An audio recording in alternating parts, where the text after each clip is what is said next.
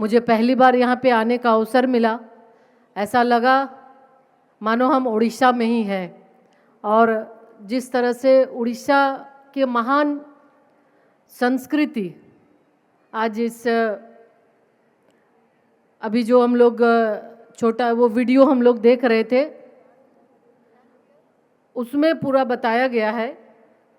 तो आज उड़ीसा अस्मिता, उड़ीसा स्वाभिमान और उड़ीसा स्वावलंबन के इस उत्सव में बहुत ही अच्छा, बहुत ही उत्साह लोगों में है।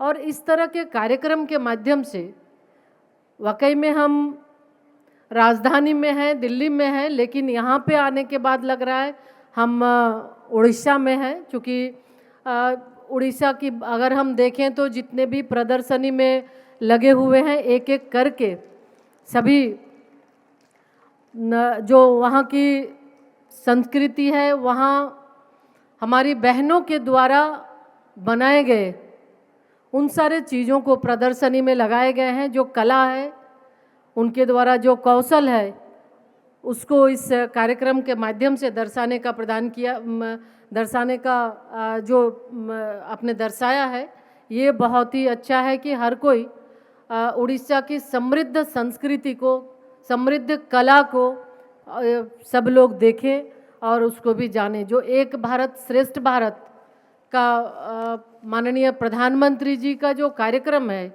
उस कार्यक्रम के तहत चूँकि दिल्ली में बैठे हैं, लेकिन हमें ये एहसास नहीं होता कि हम दिल्ली में हैं, लगता है हम उड़ीसा में। यानी हम एक दूसरे राज्य की संस्कृति को, एक राज्य के खान पान को जाने समझे, उसको हम आत्मसात करें, ये माननीय प्रधानमंत्री जी का लक्ष्य एक भारत श्रेष्ठ भारत के माध्यम से है। साथियों, आज जो मुझे बताया गया इस कार्यक्रम की जो थीम है संस्कृति और प्रकृति, जो अपने आप में प्रेरणादायी है।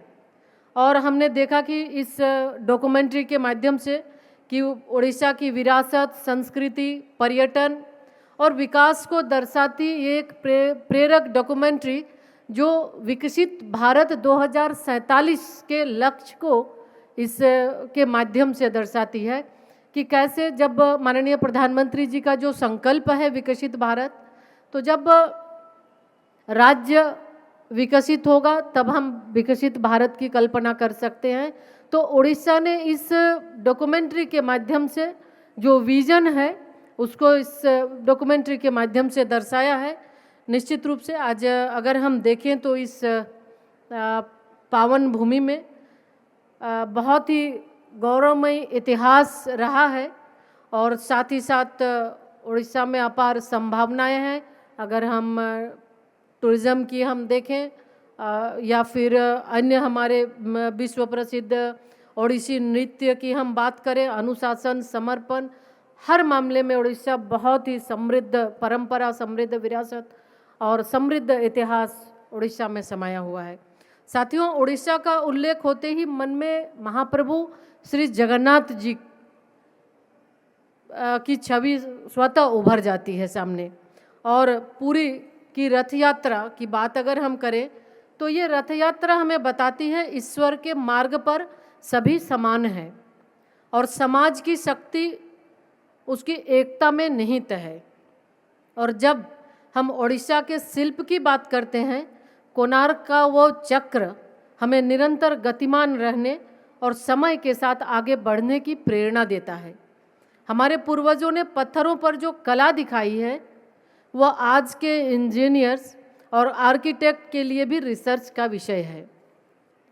साथियों, इस अवसर पर मैं महान स्वतंत्रता सेनानी और समाज सुधारक उत्कल मणि गोपबंधु दास जी को भी मैं नमन करती हूँ कि उनका निस्वार्थ सेवा भाव हमें एक सशक्त समाज बनाने के लिए हमेशा प्रेरित करता है। उत्कर्ष ओडिशा कॉन्क्लेव के उद्घाटन के अवसर पर माननीय प्रधानमंत्री जी ने कहा था कि ओडिशा नए भारत के आशावाद और मौलिकता का प्रतीक है। ओडिशा अवसरों की भूमि है और यहाँ के लोगों ने हमेशा बेहतर प्रदर्शन करने का जुनून दिखाया है।